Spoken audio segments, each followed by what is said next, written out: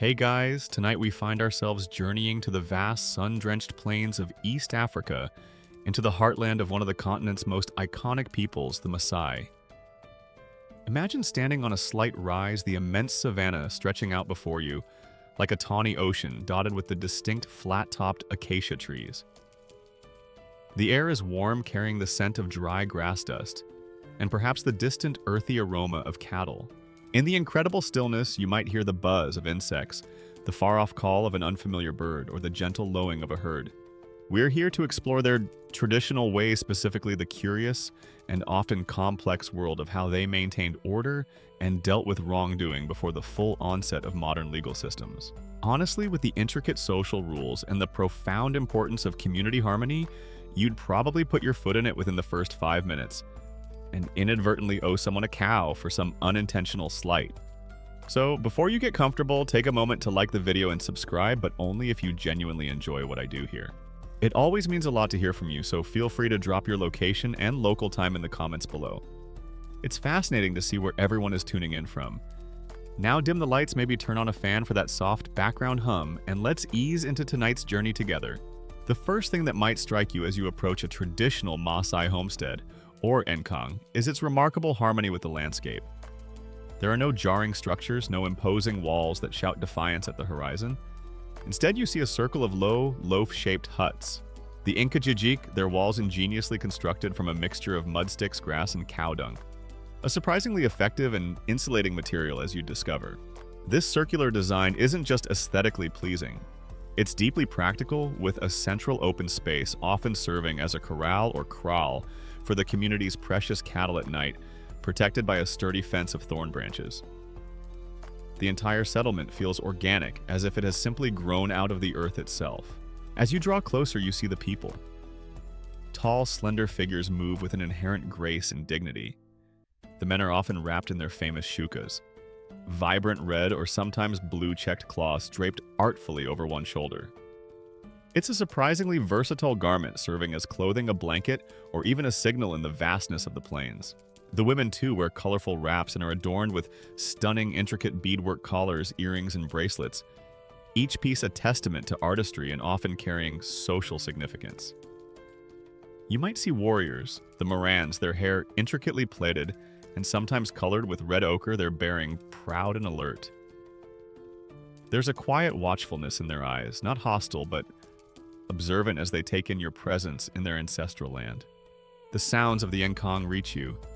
The soft murmur of Ma, their Nilotic language. The laughter of children playing the rhythmic thud of someone grinding maize, and always the gentle lowing and bell clanking of cattle. A mainstream historical fact about the Maasai is their semi-nomadic pastoralist lifestyle. For centuries, they have moved with their herds across these great plains, their lives' culture and very identity inextricably linked to their cattle. These animals are far more than just a source of food. Though milk and occasionally meat and blood are vital parts of their traditional diet, they represent wealth, social status, and a sacred trust from their god Enkai. You'll quickly learn that almost everything here, from marriage arrangements to settling disputes, somehow involves cattle. They are the currency of life, the measure of a man's worth, and the focus of communal care and pride. The herds themselves seem almost part of the family, very well behaved, all things considered, as they're guided to pasture and back. As you spend a little time here, just observing, you begin to sense the profound importance of community. Individualism, in the way you might understand it, takes a backseat to the needs and harmony of the group. Decisions are often made collectively, responsibilities are shared, and everyone from the smallest child to the most respected elder has a defined role in place. This deep-seated communalism is the bedrock upon which their systems of justice and punishment are built. It's less about retribution against an individual transgressor, and more about restoring balance, healing rifts within the community, and ensuring that social harmony is maintained or swiftly reestablished. Anthropologists still debate the precise historical origins of the Maasai people and the exact timeline of their migration southwards into present-day Kenya and Tanzania, though their unique linguistic and cultural heritage, setting them apart from their Bantu and Cushitic neighbors, is widely acknowledged. What is undeniable is their centuries-long adaptation to this challenging, beautiful environment and the development of a complex social system that has allowed them to thrive. Part of this system involves age sets where men in particular move through different stages of life. Child, junior, warrior, junior, elder, senior, elder, each with its own duties, responsibilities, and levels of authority. This structure provides a framework for social order education and, when necessary, discipline. You might even witness a truly iconic Maasai custom, a quirky and visually stunning tidbit of their culture, the Adamu, or the warrior's jumping dance. Young Morans, often in a line or circle, will take turns leaping astonishingly high into the air from a standing position, their bodies straight, their expressions serene. It's a display of strength, agility, and youthful vitality, a way for warriors to show their prowess and attract admiration. But it's more than just an athletic feat. It's imbued with cultural meaning, performed at ceremonies and important gatherings, a vibrant expression of Maasai identity. It's moments like these, the everyday rituals and the spectacular displays, that begin to paint a picture of a people deeply connected to their traditions, their land, and each other. So, as you settle in, metaphorically speaking, try to let go of any preconceived notions you might have about law, order, and punishment. You are entering a world where these concepts are viewed through a lens of communal well-being, where justice aims to mend rather than merely to penalize, and where the stern-wise gaze of an elder or the collective disapproval of your peers might be a more potent deterrent than any physical pain. The curious world of Maasai punishments is not about dungeons and chains, but about upholding a delicate social fabric, one thread at a time. As you continue to observe the gentle rhythms of life in the Maasai Enkang, taking in the sights of the red-robed figures, the prized cattle, and the unique circular homesteads, your attention is inevitably drawn to a particular group within the community, the elders. They are not necessarily the most physically active nor the loudest, but there's an undeniable aura of authority and deep respect that surrounds them. You might see them seated in the shade of a broad acacia tree, perhaps on low-carved stools, their expressions calm and thoughtful, observing the comings and goings of the village. And you soon realize that one of the most Batan and indeed most common forms of social control, a kind of punishment in itself, comes not from a whip or a cell, but from the elder's stern, knowing gaze. These are the men, and indeed respected older women, who have navigated many seasons of life. Their faces are often maps of experience, etched with wrinkles that speak of countless sunrises, droughts, and celebrations. They might carry a carved wooden staff or rung more as a symbol of their status and wisdom than as a weapon, and perhaps a fly whisk made from animal tail used with slow, deliberate gestures. When an elder speaks, others listen not just with polite attention, but with a genuine reverence. This isn't fear in the way you might associate with a tyrannical ruler. It's a profound, culturally ingrained respect for their accumulated knowledge, their role as custodians of tradition, and their connection to the ancestors and the spiritual world. A mainstream historical fact is that Maasai elders traditionally form councils sometimes known as the Nkigwena, or similar terms depending on the specific group, which holds significant judicial and political authority. These councils discuss community matters, resolve disputes, and make decisions based on long-established customs and laws, usually striving for consensus. Now imagine you in your unfamiliarity accidentally commit some minor breach of Maasai etiquette. Perhaps you interrupt an elder while they're speaking, or you offer something with your left hand, which is often considered disrespectful in many African cultures. There might not be an immediate outcry, no shouting or overt anger. Instead, you might feel the weight of a sudden silence, and then the unwavering, deeply disappointed gaze of an elder fixated upon you.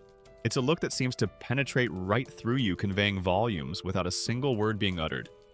It's like getting the look from your most respected grandparent, but amplified by a factor of 1,000, with the unsettling awareness that the entire community, or at least those nearby, has also registered this silent rebuke. You quickly learn that "because I said so" carries an entirely different magnitude of authority when it's unspoken, yet backed by decades of lived wisdom and the collective esteem of a whole society. This disapproval is a powerful deterrent. In a society as communal as the Maasai, where your identity and well-being are so intrinsically linked to your standing within the group, being the subject of an elder's displeasure is a deeply uncomfortable and serious matter. It can lead to a profound sense of shame, a feeling of having let down not just that individual, but the community and the ancestors themselves. The fear isn't of immediate physical pain, but of social isolation, of losing respect, of becoming even temporarily an outsider in your own small world. Forget a timeout in the corner of a room. A timeout from the good graces and approving smiles of the elders here is a far more significant and troubling form of social discomfort. Sometimes this disapproval is expressed through very subtle yet universally understood nonverbal cues. A quirky tidbit you might learn is that an elder could signal their profound displeasure or disgust by a specific deliberate gesture, such as slowly turning their back on the offender, or perhaps by a particular way of spitting on the ground to the side. Not aggressively, but with a finality that signifies a deep disappointment or the severance, however temporary, of goodwill. These aren't just random actions. They are coded signals, instantly recognized and deeply felt by everyone present. The need to rectify the situation, to apologize, and to make amends becomes an urgent, pressing concern for the person who has caused such offense. Anthropologists still debate the precise extent to which the authority of Maasai elders was completely absolute in pre-colonial times versus being a more nuanced system of persuasive moral force that was often balanced by the influence and opinions of other key groups such as the warrior age set or influential women.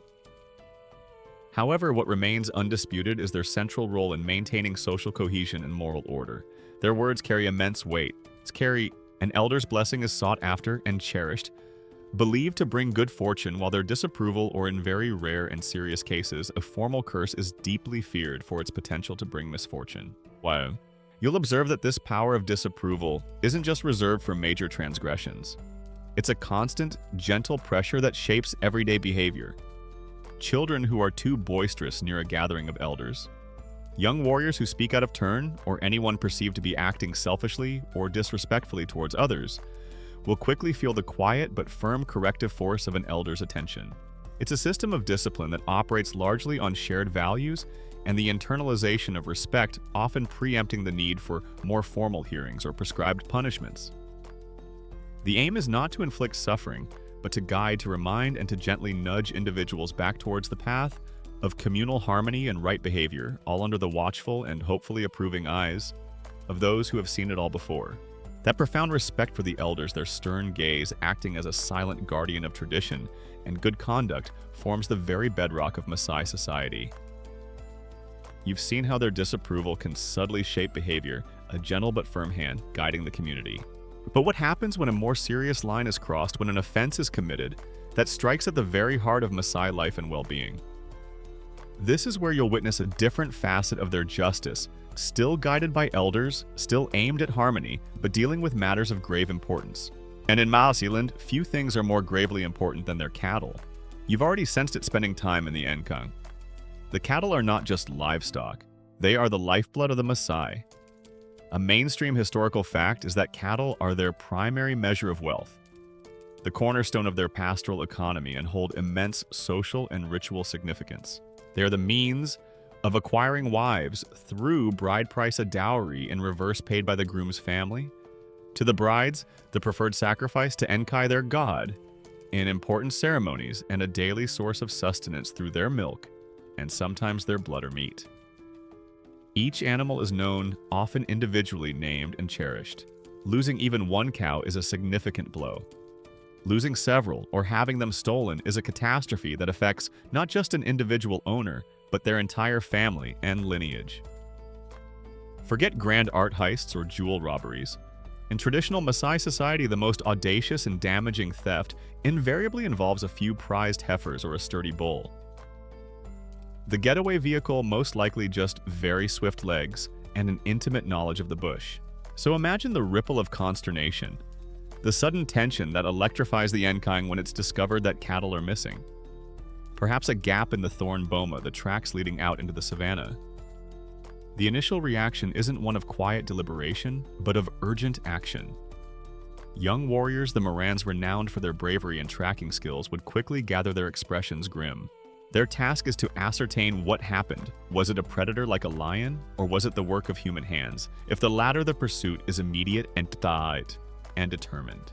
If the theft is traced to an outsider, perhaps from a rival Maasai section, or a neighboring ethnic group, the situation could become quite tense, potentially escalating into a larger conflict, though often even then there were established ways to negotiate and seek redress. But if the unthinkable happens and the thief is identified as someone from within your own immediate community, or a closely allied one, the shame and the seriousness are amplified. This is a deep betrayal of trust, a wound inflicted on the very fabric of kinship. This is where the elders step in their authority paramount. The focus of the punishment here is rarely, if ever, about inflicting physical pain on the individual culprit, in the way you might imagine from other justice systems. There are no prisons to lock them in, no triangles for immediate flogging related to this specific crime. Instead, the entire process is geared towards restitution, reconciliation, and restoring the social equilibrium. The primary penalty for cattle theft, a well-documented aspect of Maasai customary law, is the mandatory return of the stolen animals, and then some. The thief, or more often their entire family or clan, is required to compensate the victim not just with the equivalent of what was lost, but with a significant additional number of cattle. Often two for every one stolen, sometimes more, depending on the circumstances and the perceived brazenness of the crime. This isn't just a fine. It's a substantial economic blow, a way of making the offender's group feel the weight of the transgression and ensuring the victim is more than just made whole.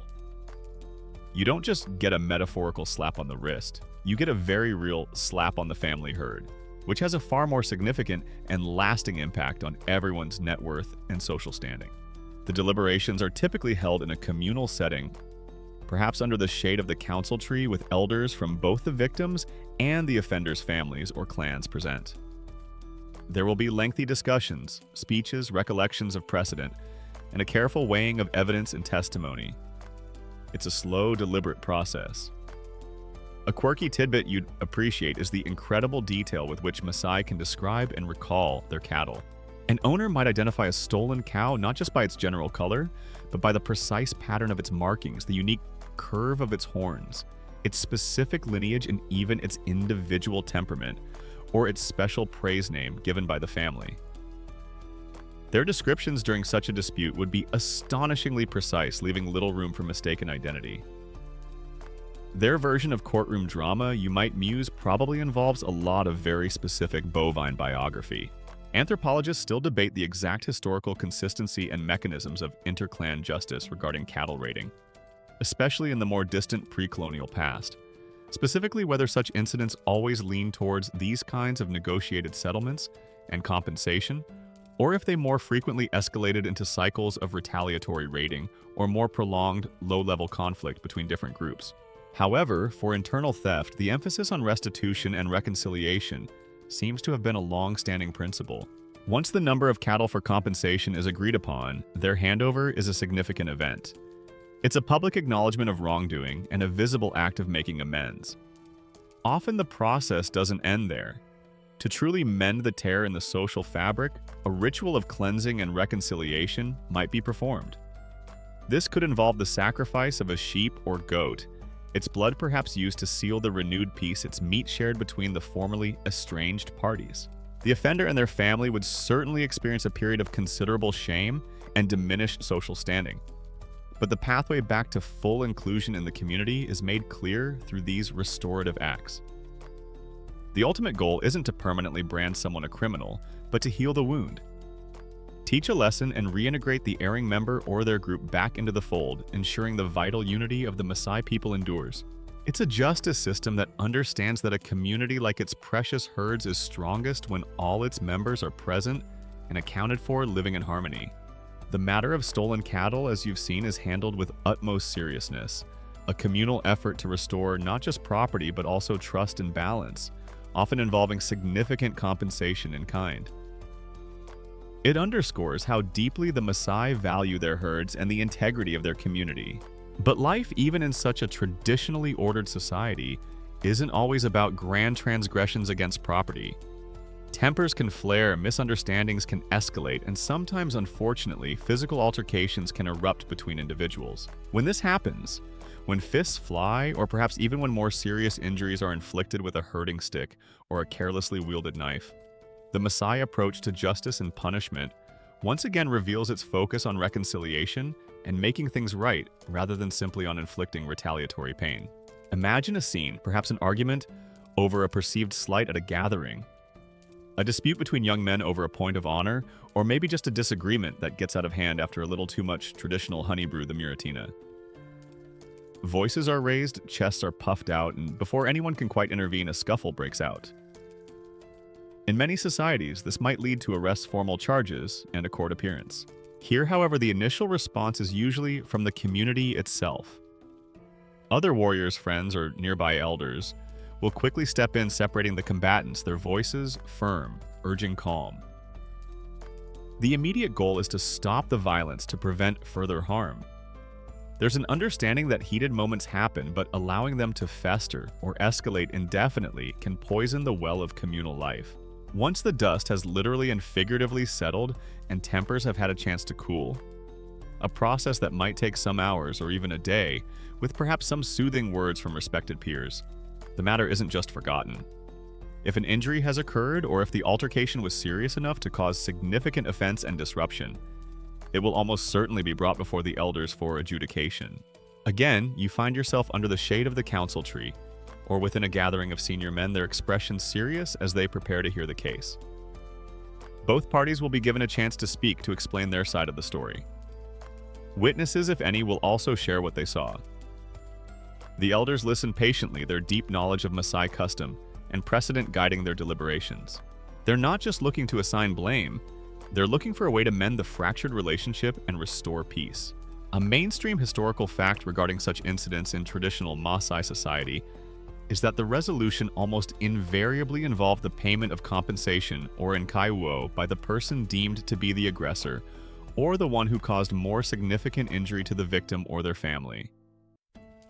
This compensation typically took the form of livestock, perhaps a number of sheep or goats for minor injuries, or even cattle for more serious harm like a broken bone or a lasting scar. There were often well understood, though perhaps unwritten scales of compensation for different types of injuries. This wasn't seen as a mere fine paid to a distant authority.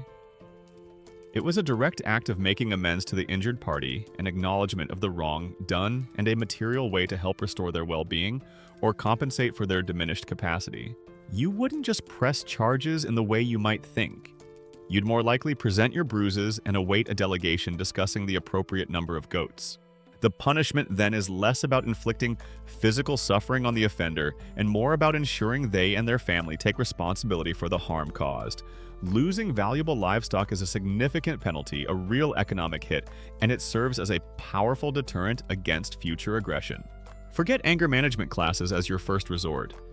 A swift judgment from the elders that results in your prize ox being led away to your erstwhile opponent's kraal probably encourages a much quicker and more profound desire to control your temper in the future. Beyond the material compensation, rituals of reconciliation are often crucial.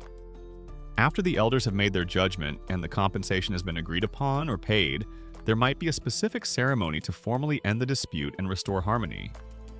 This could involve the sharing of a meal, often with meat from a specially slaughtered animal like a sheep. A quirky tidbit is that specific symbolic actions might be performed during such a reconciliation. Perhaps an elder anointing both parties with milk or honey, or a ritual statement made by both to cool their hearts and put the matter behind them. Sometimes female relatives from both sides play a vital role, their pleas for peace and unity, adding emotional weight to the process. Their version of kiss and makeup might involve this ceremonial exchange of livestock, a shared meal, and a very stern but ultimately forgiving series of speeches from your great uncles on both sides. It's definitely more involved and likely more effective than a simple handshake. Anthropologists still debate the degree to which these communal processes focused on compensation and reconciliation were always successful in completely resolving personal grievances and preventing underlying tensions or feuds from sometimes persisting beneath a veneer of formal peace. Human nature, after all, is complex. However, the societal ideal and the consistent aim of the elders was always the full restoration of good relations. The person who initiated the fight, even if they pay compensation, also faces a period of social disapproval. Their status within their age set might be temporarily diminished, and they would be expected to demonstrate genuine remorse and a commitment to peaceful conduct moving forward. It's important to note, too, that among warriors, the Morans there were sometimes more ritualized forms of physical contest like stick fighting and welling, which had their own rules and were seen as a way to test strength and courage, or settle minor points of honor without escalating to serious, uncontrolled violence. These were distinct from unexpected harmful assaults, and were generally managed and contained by the warriors themselves according to their age set's codes. But an unprovoked attack or a fight that broke the bounds of accepted custom would invariably fall under the jurisdiction of the elders and their restorative justice. The entire system is geared towards ensuring that when tempers do inevitably flare, the community has a robust and respected way to douse the flames and repair the damage, ensuring that everyone can continue to live together. If not always in perfect agreement, then at least in mutual respect and peace. You've seen how the Maasai community addresses the fallout from physical confrontations, prioritizing the mending of relationships and material compensation over mere physical retribution for the offender. It's a system that underscores their deep commitment to communal harmony. But harm, as you well know, doesn't always come from a stick or a fist. Words too possess immense power, especially in a close-knit society where reputation and trust are the very currency of daily interaction. And so you'll discover that the Maasai have equally thoughtful, if sometimes stern, ways of dealing with the consequences of slander, lies in the breaking of solemn oaths, punishments that might not scar the body, but can certainly leave a lasting mark on one's social standing. In a community where oral tradition is paramount, where history laws and wisdom are passed down through spoken narratives and shared memory, a person's word is their bond. Your enkiniet, your reputation or honor, is meticulously built over a lifetime through your actions, and crucially through your speech. A mainstream historical fact is that in traditional Maasai society, without the crutch of written contracts or voluminous legal texts, immense value was placed on truthfulness and the sanctity of a spoken promise. Being known as a person of integrity whose word could be relied upon was essential for social acceptance and influence. Conversely, to be known as a liar or a spreader of falsehoods was to invite severe social consequences. Forget sticks and stones may break my bones, but words will never hurt me. In Maasailand, you'd quickly learn that words can indeed fracture your social standing and might even end up costing you a few goats in the process. Imagine someone within the Nkong begins to spread a malicious rumor about another, perhaps questioning their honesty in a trade or whispering unsubstantiated claims about their character.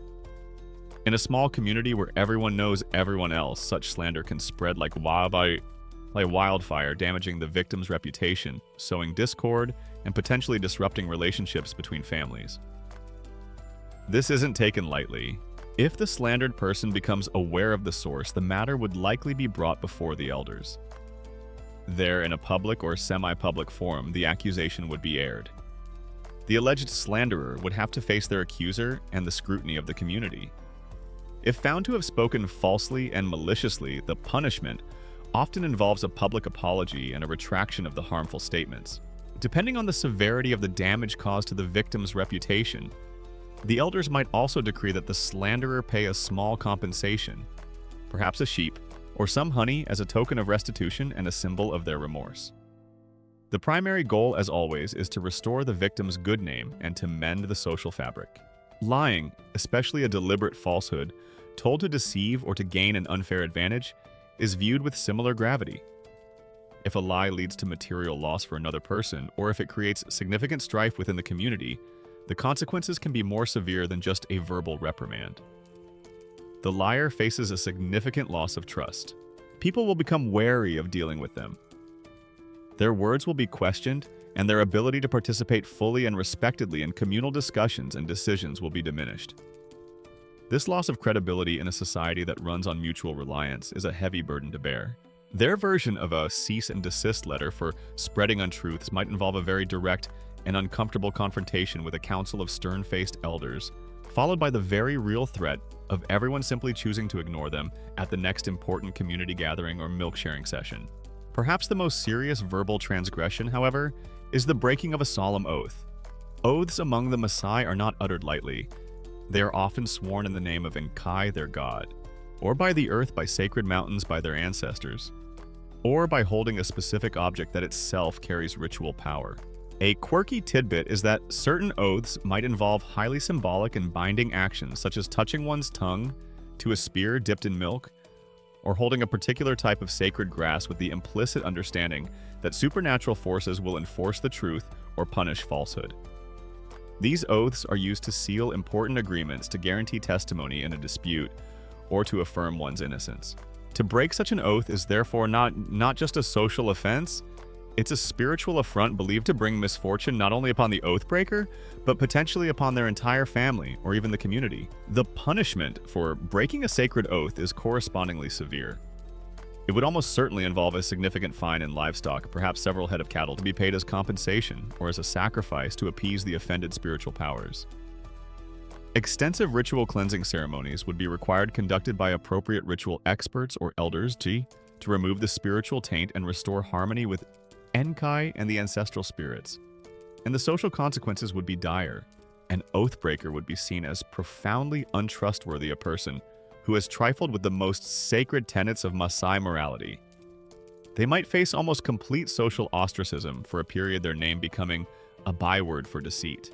Rebuilding trust after such a transgression would be a long and arduous process if it were possible at all.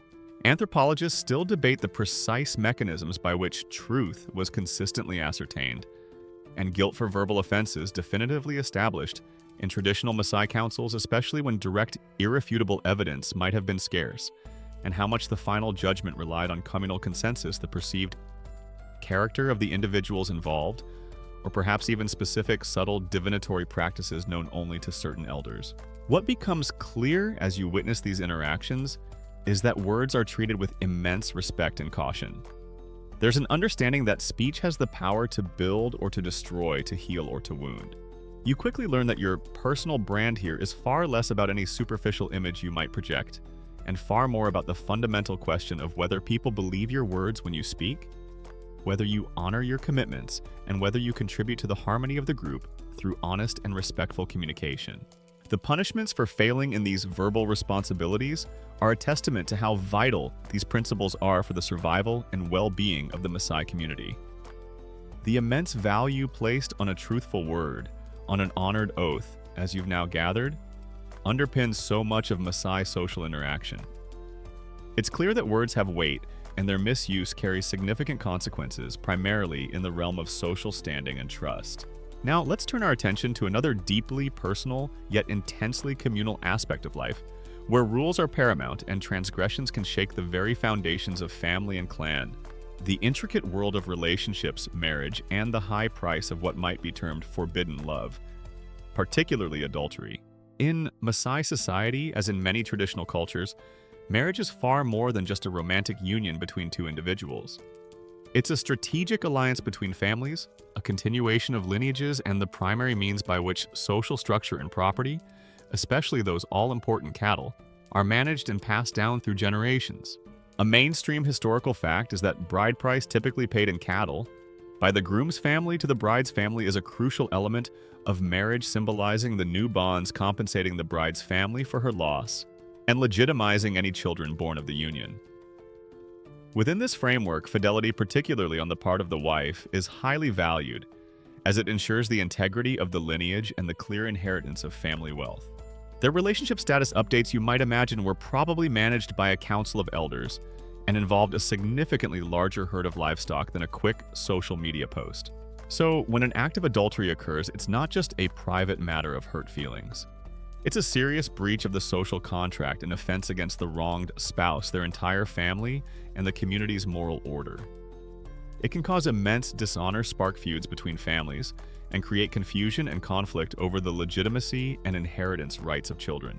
The discovery of such an affair would send shockwaves through the Enkong, becoming a topic of urgent, hushed discussion, and inevitably a matter for the elders to resolve. The punishment for adultery, particularly for the man involved with a married woman, is primarily focused on compensation and restoring the honor of the wronged husband and his kin. Again, cattle are central. The adulterous man or his family, if he lacks sufficient means, would typically be required to pay a substantial fine in livestock to the aggrieved husband. This wasn't a token amount. It could be several head of cattle, a significant economic penalty reflecting the gravity of the offense. This payment served multiple purposes. It acknowledged the wrong, it compensated the husband for the violation of his marital rights and the blemish on his honor, and it acted as a strong deterrent to others. Forget it's complicated, here it's going to cost your family several prize cows, would be a much more accurate and immediate descriptor for the fallout of a clandestine affair. The process of dealing with adultery would be a serious and delicate affair managed by the elders. They would hear the accusations, perhaps seek testimony, though direct proof could be elusive and reputation or strong circumstantial evidence might play a role. If the accusation was upheld, the negotiations for the appropriate amount of compensation would begin. The wronged husband and his family would state their claim, and the offending man's family would have to meet it or negotiate a settlement agreeable to all parties and sanctioned by the elders. For the woman involved, the consequences could also be severe, though perhaps different in nature. She would face immense social shame and the anger of her husband and his family, and potentially her own family as well for bringing dishonor upon them. Her position within her marriage and community could be severely compromised. While the primary material penalty often fell upon the male lover, the wife's security and future within her marriage might hang precariously in the balance. Depending on the circumstances and her husband's disposition, the marriage might survive often after purification rituals, or he might choose to send her away, though this too had complex social and economic ramifications regarding the bride price. Beyond the payment of cattle, ritual purification was often essential to cleanse the spiritual pollution believed to be caused by adultery. Both the offending man and woman, and sometimes even the wronged husband, might need to undergo specific rites, perhaps involving sacrifices of smaller animals like sheep, or the ministrations of a ritual specialist to restore their spiritual well-being and their standing within the community. These rituals aimed to cool the hearts, wash away the transgression, and allow life to return to a semblance of normalcy. Couples counseling. Maasai style you might reflect seems to involve less protracted discussion of feelings and a more direct approach. Negotiate the number of heifers required to smooth things over, perform the necessary rites, and hope everyone can move on. A quirky tidbit related to such matters is the intense focus on restoring the husband's honor. Sometimes beyond the cattle, the adulterous man might be forced to publicly acknowledge his wrongdoing in a very direct way, or the wronged husband might perform a symbolic act to show that restitution had been made and his honor satisfied. This could involve, for instance, the adulterer having to provide a specific ox for a feast of reconciliation or some other public act of humility. Anthropologists still debate the nuanced power dynamics within traditional Maasai marriages and the degree of agency women actually possessed, particularly concerning their own marital choices or their ability to seek redress or escape from an unhappy or abusive union, especially when the societal emphasis was so strongly placed on their fidelity and the maintenance of patrilineal order. Lesser transgressions of relationship rules, such as a young warrior overstepping the accepted boundaries of courtship with an unmarried girl, or the breaking of a betrothal agreement between families without just cause, would also have their own less severe but still significant forms of resolution. These might involve apologies, the exchange of smaller gifts or fines, perhaps a sheep or honey, and mediation by elders to smooth ruffled feathers and ensure that even these smaller ripples don't disturb the overall harmony of the community. The entire system from courtship to marriage and beyond was, and in many ways still is, governed by a complex web of expectations and responsibilities with established ways of addressing breaches to ensure that personal relationships, vital as they are, consistently serve to strengthen rather than undermine the cohesion of the wider Maasai world. The intricate dance of Maasai social life, as you're beginning to appreciate, is governed by respect for elders, the sacred value of cattle, and a clear understanding of how to mend rifts caused by theft, physical altercations, or harmful words. These transgressions are primarily between people resolved through communal wisdom and restorative actions. But there's another layer of rules, equally if not more profound, that governs not just your interactions with fellow humans, but your relationship with the spiritual world, with Enkai, their god, and with the very fabric of cosmic order. These are the sacred laws, the taboos, Raatia, or Enkiaia, as they are often known. And breaking them invites a different kind of consequence, one that's less about human judgment and more about restoring a delicate, vital balance. You see, for the Maasai, the world is imbued with spiritual significance. Certain places, a particular ancient tree, a prominent hilltop, a specific water source, might be considered sacred. Certain actions, objects, or even states of being are understood to be subject to strict prohibitions. A mainstream historical fact is that the Maasai possess a complex system of taboos that touch upon nearly every aspect of daily and ceremonial life. These can relate to food. For instance, traditional prohibitions against eating fish, or most wild game, or rules about the handling and consumption of milk and meat to personal conduct during important life stages like initiation, childbirth, or mourning, or to behavior within sacred contexts. To knowingly or even unknowingly violate one of these nkiia is to risk not just social disapproval, but spiritual pollution, misfortune, illness, or disruption for yourself, your family, or even the entire community. Their list of spiritual don'ts, you might reflect, was probably quite extensive, and the consequences for accidentally clicking "I disagree with the universe" were potentially quite significant. The punishment for breaking a sacred rule isn't typically a fine and cattle handed down by a council of elders, in the same way as for, say, adultery or theft. Instead, the consequence is often seen as an almost automatic result of the transgression itself, a kind of spiritual short circuit. Misfortune might strike a prized cow, could fall ill, a child might develop a persistent fever, a hunting party might return empty-handed repeatedly. When such negative events occur without obvious explanation, the community might suspect that a taboo has been broken, that someone has somehow disrupted the essential harmony between the human world and the spiritual realm. Identifying the broken taboo and the responsible party, if it's not immediately obvious, might involve consultation with a respected elder known for their wisdom, or perhaps a ritual specialist or diviner and oloaboni. This individual, through their deep knowledge of tradition and perhaps specific divinatory practices, would seek to uncover the root cause of the imbalance.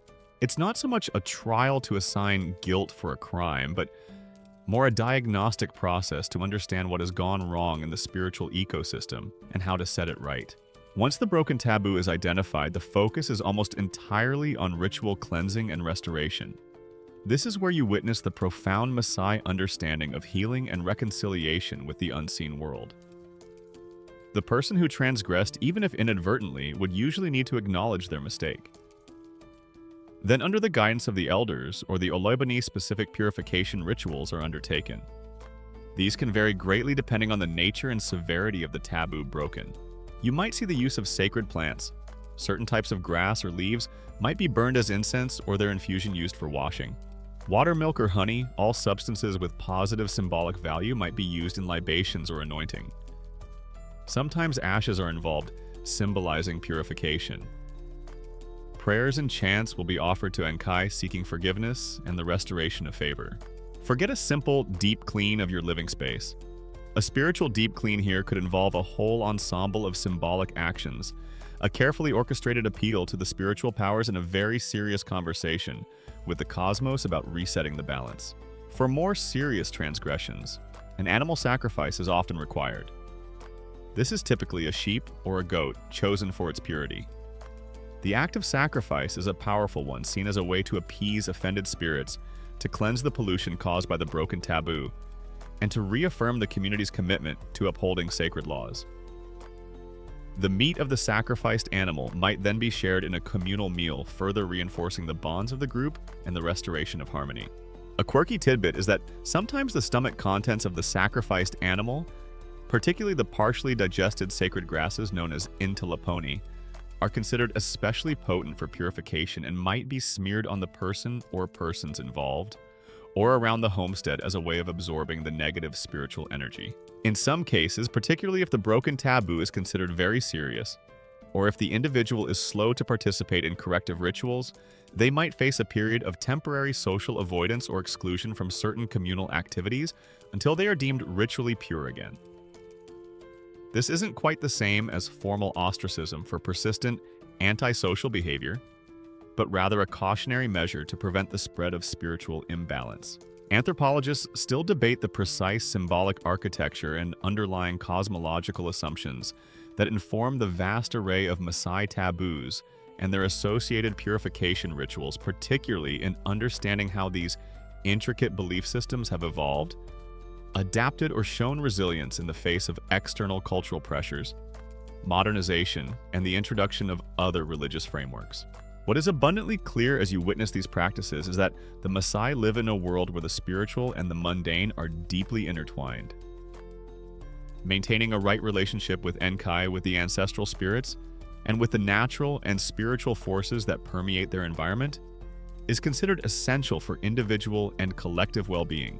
The punishments, Or more accurately, the corrective measures for breaking sacred rules are therefore not about human vengeance, but about a profound, deeply felt need to restore harmony, to cleanse defilement, and to ensure that life can continue in balance and under divine favor. You'd definitely want to be very sure about local customs before, say, casually whistling at night in certain areas, or leaning against what appears to be just an old tree.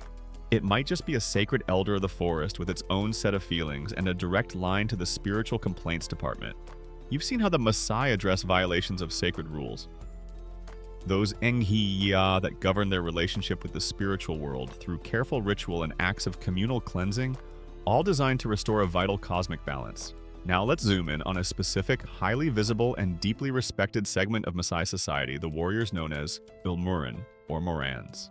These young men, vibrant in their red shukas, their bodies often adorned with ochre and their long plaited hair signifying their status, are the protectors of the community and its precious cattle. They embody Maasai strength, bravery, and pride. But with this esteemed position comes a strict code of conduct. And when a warrior's actions test this code, the methods of discipline are tailored to their unique role and the powerful bonds of their age set. A mainstream historical fact is that young Maasai men, after undergoing initiation ceremonies, enter a distinct age set and traditionally live for a period in a special warrior's village known as a manyata or emanyata. Here they undergo rigorous training, learning not just fighting skills but also discipline, endurance, the laws and customs of their people, and above all, an unshakable loyalty to their age mates. This period forges an incredibly strong brotherhood, a bond that lasts a lifetime. They are responsible for defending the community from predators and human enemies, for protecting the cattle herds as they graze far and wide, and for upholding the honor of their people. Their idea of a team-building exercise, you might wryly note, probably involved activities slightly more intense than your average corporate retreat, perhaps facing down a lion or enduring a very stern lecture on duty from a respected senior warrior. Builds character, they say. This esteemed role, however, is not without its stringent expectations. The warrior's code is demanding.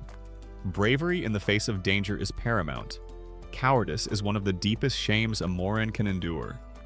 They are expected to show respect to elders and to the decisions of the community councils, even if their youthful impulsiveness might sometimes pull them in other directions. Within their own ranks, there's a hierarchy with senior warriors guiding the juniors. Discipline, obedience to legitimate commands, especially during sanctioned activities like guarding cattle or defensive maneuvers, and a commitment to the collective well-being of their age set and the wider community are drilled into them. Even traditional cattle raiding against other groups, which was historically a part of a warrior's path to proving his mettle and acquiring wealth, was ideally supposed to be sanctioned by elders and conducted according to certain unwritten rules and protocols. Unauthorized or excessively brutal raiding could bring trouble not just to the individual warrior, but to his entire community. So what happens when a Moran steps out of line? Perhaps he shows fear when courage is demanded, or he bullies younger, uninitiated boys, or he treats community members with disrespect. Maybe he participates in an unsanctioned raid that brings trouble, or he shirks his duties in guarding the herds. The first line of discipline often comes from within the warrior age set itself. His own age mates, or the senior warriors of his group, might be the ones to call him to account. This internal policing is a powerful mechanism. The disapproval or collective shaming by his brothers in arms, men whose respect he craved, can be a devastating blow. He might be subjected to ridicule given unpleasant tasks, or temporarily excluded from certain warrior activities and camaraderie. You don't just get demerits for misconduct.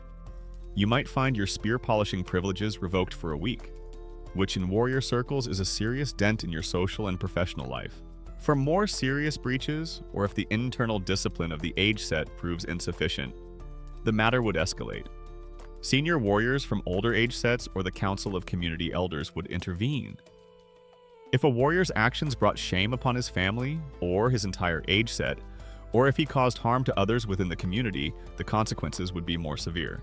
This might involve a public reprimand before the elders, the payment of compensation perhaps from his family's herd, if his actions cause material loss to someone, or a period of social ostracism.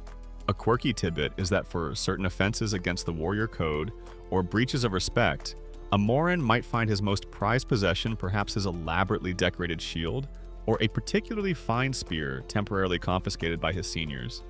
a symbolic and very public indication of his disgrace. Anthropologists still debate the historical nuances of power and autonomy between the Maasai warrior age set and the councils of elders, particularly concerning who held the ultimate authority in decisions about initiating warfare or large-scale raids, and the precise extent to which warriors always submitted to elder authority versus sometimes acting with considerable independence. The underlying principle in disciplining warriors, however, is often about restoring the honor and integrity of the age set and ensuring that their formidable strength and courage are channeled constructively for the good of the whole community. A warrior who brings shame upon himself also brings shame upon his brothers. Therefore, the corrective measures are designed not just to punish the individual, but to reaffirm the values of the warrior code: courage, discipline, respect, and responsibility. Sometimes rituals of purification or reconciliation might be necessary, especially if the misconduct involved bloodshed within the community or a serious breach of sacred custom. The warrior might have to undergo a specific ceremony to cool his heart, or cleanse his spear, symbolically washing away his transgression and seeking reintegration into the esteemed fellowship of his peers. Breaking warrior curfew. You can imagine probably didn't involve simply getting grounded by your parents, but it might well have involved a very uncomfortable session explaining your nocturnal adventures to a group of very unimpressed, very tall colleagues who happen to be carrying actual spears and are deeply invested in the group's reputation. The aim always is to bring the wayward warrior back into line, to remind him of his sacred duties and to ensure that the protectors of the Maasai remain worthy of that honored title. You've seen how the Maasai warriors, the proud Morans, are held to a strict code. Their transgressions often disciplined from within their own ranks, or by the guiding hand of elders, always with an eye towards upholding the honor of their age set and the safety of the community. These corrective measures, like most you've encountered so far in Maasailand, whether for theft, assault, or verbal misdeeds, are fundamentally aimed at reconciliation, at mending tears in the social fabric, and reintegrating the offender. But what happens when an individual's actions are so persistently harmful, so defiantly contrary to the core values of harmony and respect, that all attempts at correction and reintegration fail? In such rare and grave circumstances, you might witness the community resort to its ultimate, most dreaded sanction: the path of the outban, the profound and devastating punishment of ostracism, or, in its most extreme form, banishment. In a society as deeply communal as that of the Maasai, where every individual is an integral thread in a tightly woven tapestry of kinship, mutual support, and shared identity, the prospect of being deliberately excluded, of being cast out, is almost unimaginable. It's a punishment that goes far beyond physical pain or economic loss. It's a form of social death, a severing from the very life source of one's existence. Being voted off the island in this context isn't part of a game for a prize. It's a very real one-way ticket to profound isolation, extreme social awkwardness, and quite possibly a desperate struggle for survival. This is not a penalty invoked lightly. It would be reserved for the most incorrigible offenders, those whose behavior demonstrates a complete disregard for the well-being of others and the foundational laws of the community. A mainstream historical fact is that while Maasai justice heavily emphasizes restorative principles for individuals who committed unpardonable crimes like premeditated murder of a fellow Maasai where reconciliation and compensation were impossible or rejected, or who proved to be habitual, unrepentant thieves from within their own community, or perhaps those believed to be malevolent sorcerers causing persistent harm, the ultimate recourse was indeed ostracism or complete banishment. This meant being driven away from the Nkang, cut off from all social, economic, and protective support of their kin and community. Imagine the circumstances that might lead to such a drastic step. Perhaps it's an individual who, despite repeated warnings, fines, and reconciliation attempts, continues to steal cattle from his neighbors. Or someone whose violent temper repeatedly erupts, causing injury and fear, and who refuses all efforts at mediation. Or in a more spiritually charged scenario, someone widely believed, and confirmed by divination, to be practicing harmful witchcraft, actively working to bring misfortune upon others, and who resists all cleansing rituals.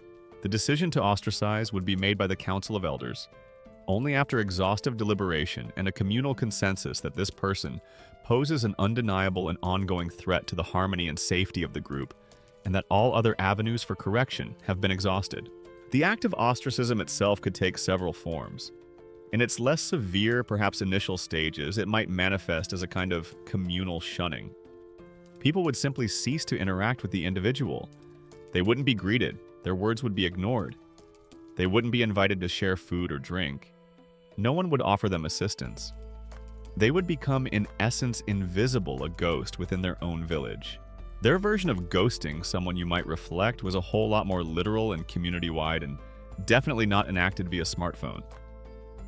The psychological weight of this collective silence, this complete social withdrawal in a society built on constant interaction and mutual reliance, would be immense. If the offenses were deemed severe enough for full banishment, the pronouncement would be a solemn and terrible event. A quirky tidbit you might learn is that there could be specific symbolic actions to formalize the casting out. For instance, the elders in a public gathering might collectively and ritually turn their backs on the individual, a powerful visual gesture signifying their complete rejection by the community.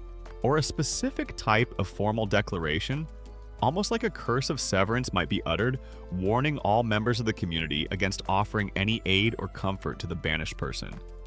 Their meager belongings might even be thrown out of the enkang, and they would be told in no uncertain terms to leave and never return. The path of the outcast is a lonely and perilous one.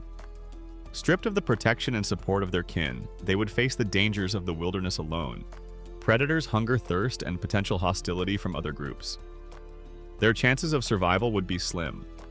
They might attempt to seek refuge with a distant, perhaps unrelated community, but their reputation as an outcast could precede them, making acceptance difficult. The psychological toll, the despair, the loneliness, the loss of identity and belonging would be unimaginable for someone raised in such an interconnected world. You wouldn't just lose your immediate friends. You'd effectively lose your entire societal Wi-Fi signal with no hope of logging back on. Anthropologists still debate how frequently irreversible full banishment was actually enacted in traditional Maasai communities, as opposed to the more common use of temporary or partial forms of social exclusion designed to pressure an individual back into acceptable behavior, and what specific social mechanisms or extraordinary circumstances, if any, might have existed for a truly banished outcast to eventually find a path towards reconciliation and reintegration, however unlikely. For the Maasai, the community is life.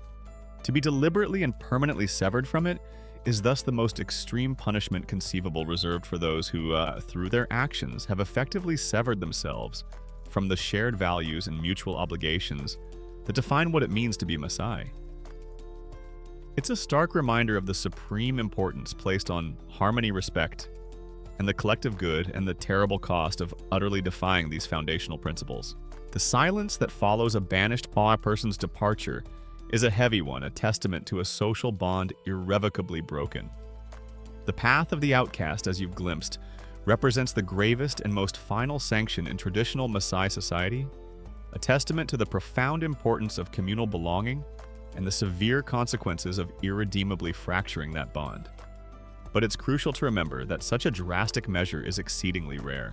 The overwhelming spirit, the very essence of Maasai justice, is not about exclusion or retribution for its own sake. Instead, it's deeply rooted in principles that today we might call restorative justice, a philosophy focused on healing the harm, mending relationships, and ensuring the continued strength and harmony of the entire community. So, having touched upon the ultimate consequence for those who truly defy the communal order, let's now delve deeper into this prevailing ethos of restoration that guides the Maasai when wrongs are committed. Forget the cold, impersonal halls of distant courts or the stark finality of a prison sentence. Here, when a transgression occurs, the primary question isn't just what rule was broken, or who is to blame, or even what punishment does the offender deserve. Instead, the focus shifts to questions like what harm has been done, who has been affected, what needs to happen to make things right again for everyone involved, and how can we prevent this from happening again while ensuring everyone remains a valued part of our community. Their justice system seems less about a rigid an eye for an eye doctrine, and more about something akin to a carefully considered number of cows for a transgression, followed by a communal meal and a sincere effort to ensure everyone can move forward together. A mainstream historical fact is that traditional Maasai justice places a powerful emphasis on repairing the social damage caused by an offense. This is achieved through inclusive processes like mediation, full compensation or restitution for any loss or injury. Heartfelt apologies and meaningful reconciliation rituals, rather than solely concentrating on isolating and punishing the individual offender. The ultimate goal is always to restore balance and well-being to the community as a whole. You see this philosophy in action across many of the scenarios we've touched upon. Remember the response to cattle theft. While the loss is grievous, the primary remedy is the return of the cattle, plus a significant compensatory number designed to make the victim more than whole, and to make the offender's family understand the severity, but ultimately to allow both parties to continue as neighbors.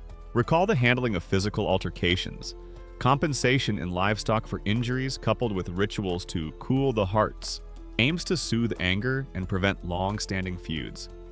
Even with slander, the public apology and potential small compensation serve to restore the wronged person's reputation and mend the social fabric. The process typically involves bringing all affected parties together. The person who committed the wrong, the person who has harmed their respective families, and respected elders from the community who act as mediators and guides. This isn't an adversarial courtroom battle with winners and losers. It's more like a communal therapy session, albeit one with very real stakes and consequences. Everyone gets a chance to speak to express their hurt, their anger, their remorse. The elders listen, ensuring all perspectives are heard, guiding the discussion towards an outcome that addresses the needs of the victim, while also providing a path for the offender to make amends and regain their standing. Forget lengthy appeals processes. Here, a sincere apology backed by a tangible act of restitution, perhaps a few well-chosen goats or an ox, can often do wonders for mending community relations. A quirky and insightful tidbit that encapsulates this restorative ideal can often be found in Maasai proverbs or symbolic actions. For instance, there's a common saying that roughly translates to, "A tethering rope for a calf when it frays is carefully mended and replaited, not simply thrown away." This beautifully illustrates the belief that a member of the community who has erred like an essential rope should ideally be mended and brought back into useful, harmonious connection with the group, rather than being discarded. During reconciliation ceremonies, you might see the symbolic sharing of milk or honey, or the tying together of two cut vines to represent the mending of a broken relationship. The offender is expected to take genuine responsibility for their actions. This isn't just about paying a fine, it's about understanding the impact of their behavior and expressing sincere remorse. This acknowledgement is crucial for the healing process, both for the victim and for the community. Once amends have been made and any necessary rituals performed, the aim is for the offender to be fully reintegrated. The slate in a social sense is wiped as clean as possible, allowing them to resume their roles and responsibilities without the permanent stigma of being an outcast, provided, of course, they demonstrate through their future conduct that they have learned their lesson. Anthropologists still debate the overall consistency and perceived fairness of traditional restorative justice practices across all historical Maasai sections and for every conceivable type of offense, particularly how aspects like victim satisfaction were truly measured or ensured within a system that was heavily guided by elder consensus and the interests of patrilineal family groups. However, the enduring power of this approach lies in its focus on relationships. It recognizes that wrongdoing doesn't just affect an isolated individual, but ripples outwards, impacting families and the entire social network. By addressing these wider impacts, by bringing people together to collectively resolve the problem, the Maasai system seeks to strengthen the very bonds that define their society. It's a pragmatic and deeply human approach. Understanding that communities are more resilient, more robust when they can effectively heal their own wounds, and ensure that all members, even those who falter, are given a chance to contribute positively once more. It's like a form of collective social wellness where addressing a transgression is an opportunity not just to punish, but to reaffirm shared values and emerge even stronger together. The profound Maasai commitment to healing harm and restoring social balance, as you've seen, underpins their entire approach to justice for adults. It's a philosophy that values mending over mere punishment, community over isolated retribution. So it will come as no surprise that these same principles of guidance, communal responsibility, and gentle correction are deeply embedded in how they raise their children, how youthful errors are addressed, and how the next generation is taught to walk the path of harmony and respect.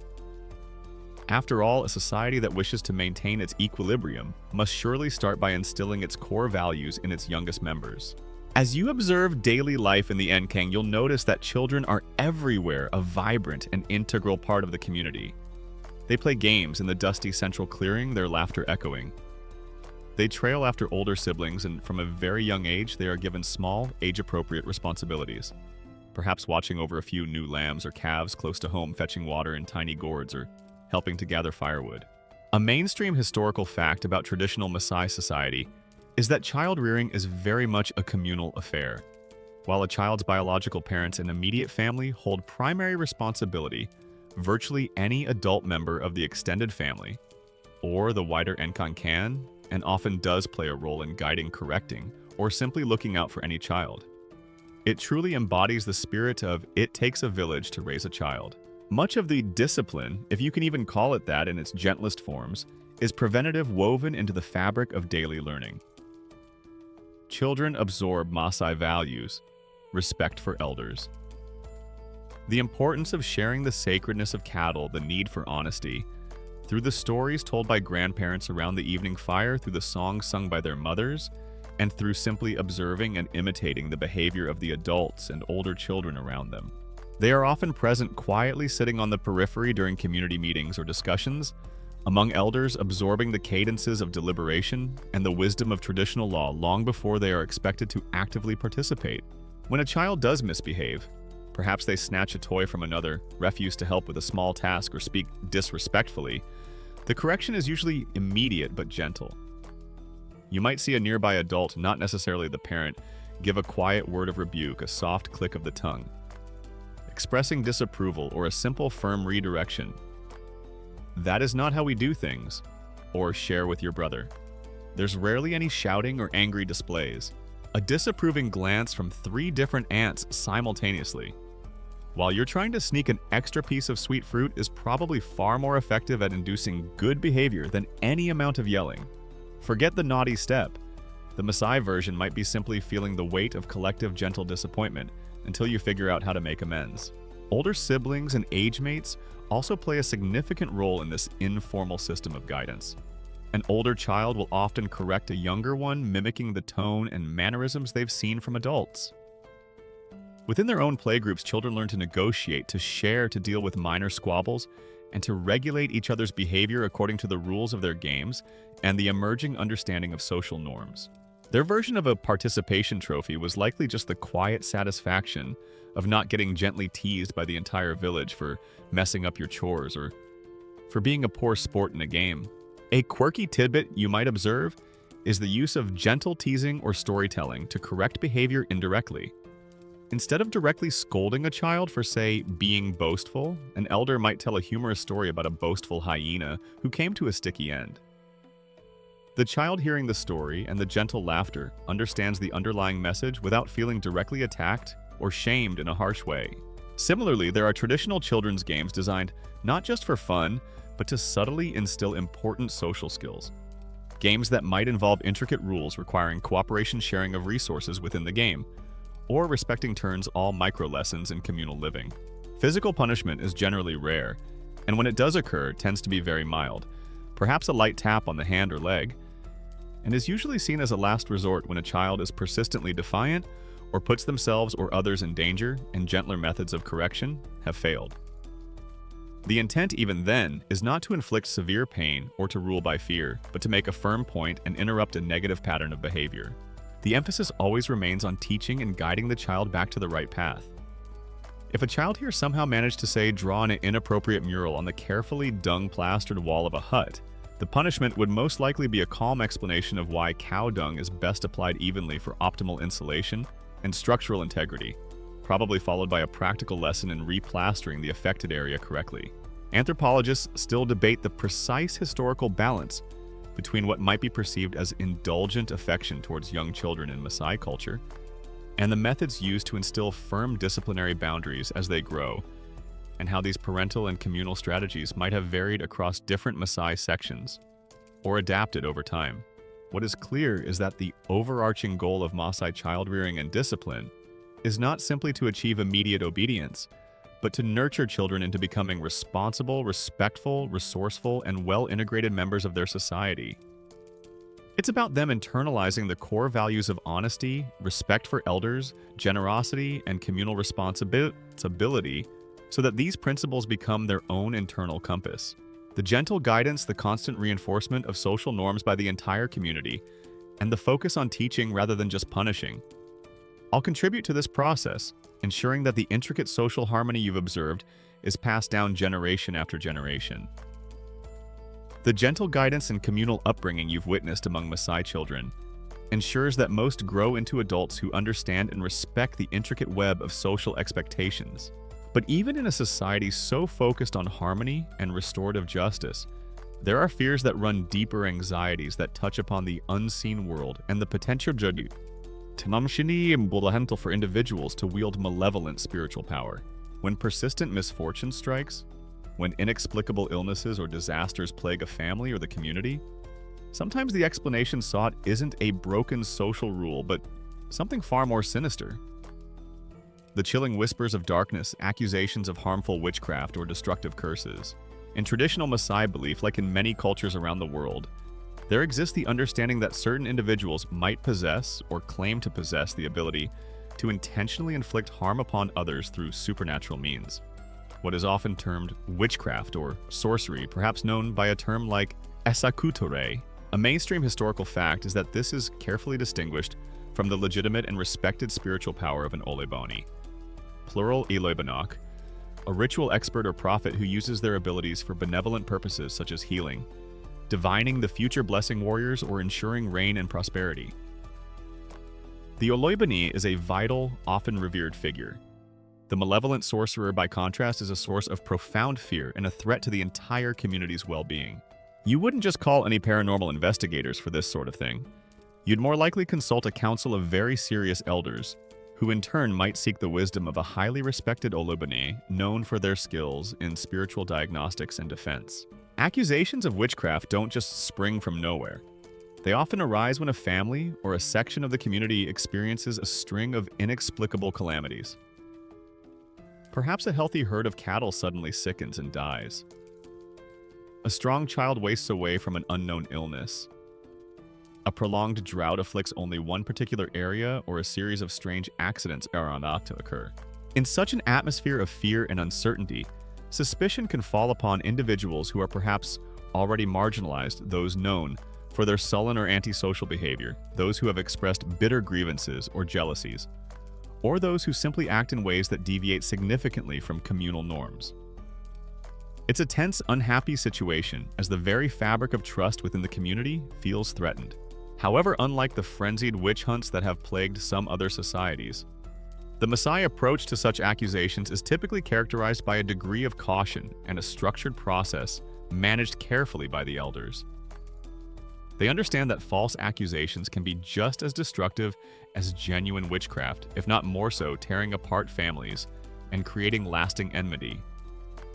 Therefore, the first step is usually a careful, discreet investigation. The elders might gather to discuss the misfortunes, to consider who might have a motive or who has been acting suspiciously.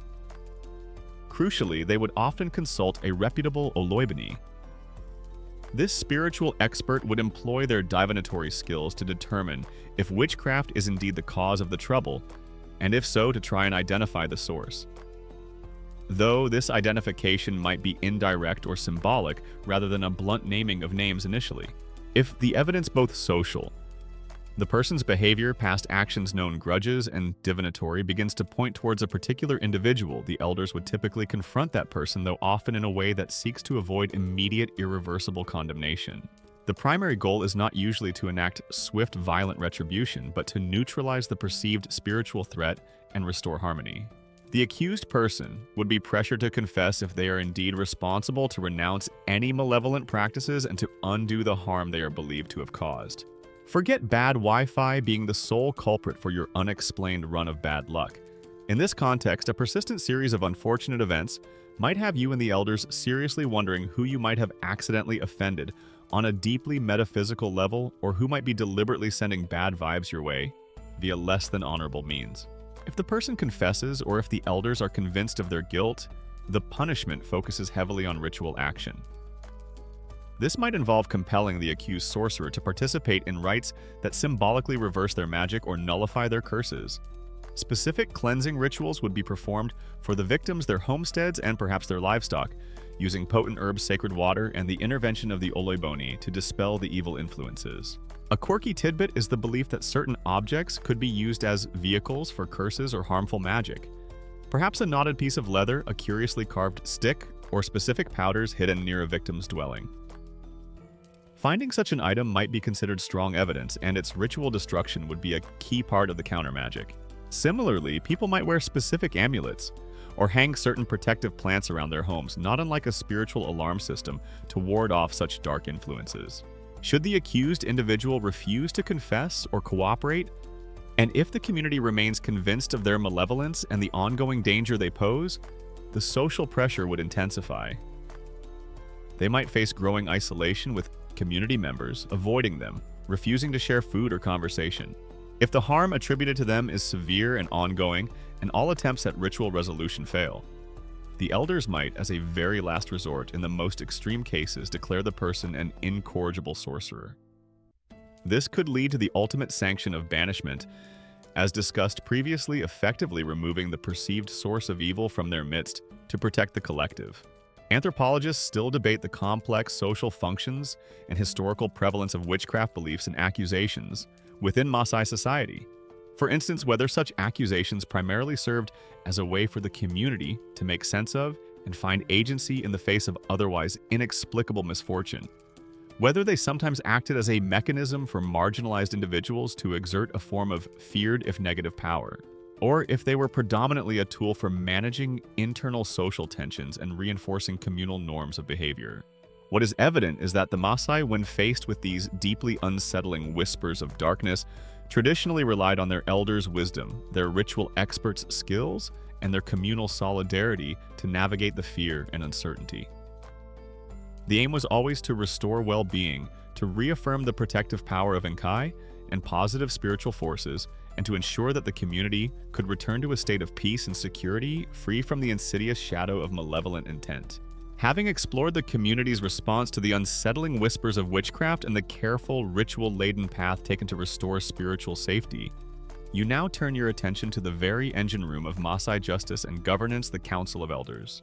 Whether it's a dispute over grazing rights, a case of unpaid bride price, an accusation of theft, or indeed any matter that threatens the peace and good order of the Nkong, it is almost invariably this assembly of senior respected men who will patiently hear the arguments, deliberate on the facts according to ancient custom, and ultimately decide on the appropriate sanctions or path to resolution. To sit with them even as an observer is to witness a masterclass in deliberation, consensus building, and the profound wisdom of tradition. Imagine the scene. The council doesn't convene in an imposing stone courthouse with high benches and formal wigs. More often, the setting is one of natural dignity and simplicity.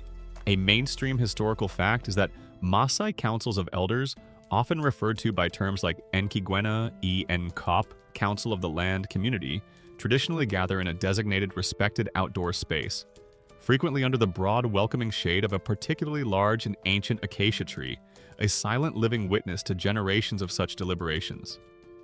Or it might be a quiet, secluded clearing within or near the Nkong. The elders usually, the senior heads of families and clans, men known for their experience, wisdom, and impartiality, would take their seats perhaps on small three-legged stools or smoothed rocks, their expressions calm and serious. The parties directly involved in the dispute would be present along with any key witnesses. Other members of the community might gather at a respectful distance, listening intently, for these proceedings are often public, a living lesson in law and social responsibility. Their version of courtroom TV would likely be a very long-running, critically acclaimed series, mostly featuring distinguished older gentlemen sitting comfortably under a tree with occasional, very earnest testimony about a disputed cow or a misunderstood boundary. The process itself is a study in patience and thoroughness. There's no rush to judgment here. The meeting might open with a prayer or a blessing. Perhaps a senior elder invoking Nkai, and the ancestors asking for wisdom and guidance to reach a just decision. Then each party is given an ample opportunity to present their case to speak their truth as they see it without interruption, or at least with interruptions kept to a minimum and managed by the presiding elder. They will recount events, state their grievances or their defense, and call upon any witnesses to support their claims. The elders listen intently, their expressions often unreadable, occasionally nodding or murmuring thoughtfully. You wouldn't just leap up and shout, "Objection, your esteemed elderness." You'd more likely wait with considerable patience for your allocated time to respectfully present your side of the story, possibly while also engaging in a bit of low-key fly swatting. After the initial testimonies, the elders will begin their questioning. This isn't a harsh cross-examination designed to trip someone up, but rather a series of careful, probing inquiries aimed at clarifying facts, understanding motivations, and uncovering the deeper roots of the conflict. They will draw upon their encyclopedic knowledge of Maasai customary law, recalling precedents from similar cases in the past and applying timeless principles of fairness and community well-being. A quirky tidbit you might notice is the symbolic importance of an arinka or council staff. The elder who is presiding, or perhaps an elder who wishes to speak with particular authority, might hold this staff. Sometimes the very act of an elder taking up the arinka signals that a weighty pronouncement or a key point is about to be made, and the attention of all present becomes even more focused. Forget a gavel to bring order. A well-placed, deeply resonant silence from a senior elder holding his staff likely had far more power to command attention and respect. Once all the evidence and testimonies have been heard, the elders will often confer amongst themselves. This might involve them huddling together for a quieter discussion, or it could be a more open debate within the elder group as they weigh the different arguments and strive to reach a collective understanding. A key principle of Maasai decision-making is the pursuit of consensus. They don't typically rely on a simple majority vote. Instead, they will discuss and deliberate sometimes for many hours or even over several days for complex cases until a solution emerges that most, if not all of them, can agree upon. This commitment to consensus ensures that the final decision carries the full moral authority of the council and is more likely to be accepted as fair and binding by all parties involved and the wider community.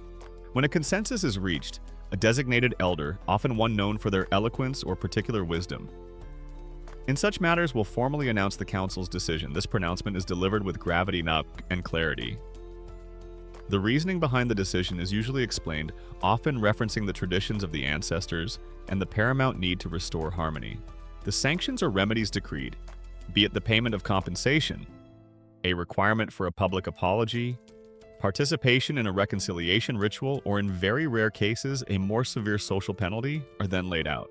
Anthropologists still debate the exact degree of flexibility versus strict adherence to unwritten precedent within these traditional Maasai elder councils, and precisely how much scope there was for new interpretations or legal innovations to emerge in response to entirely novel situations or slowly changing social circumstances within the community.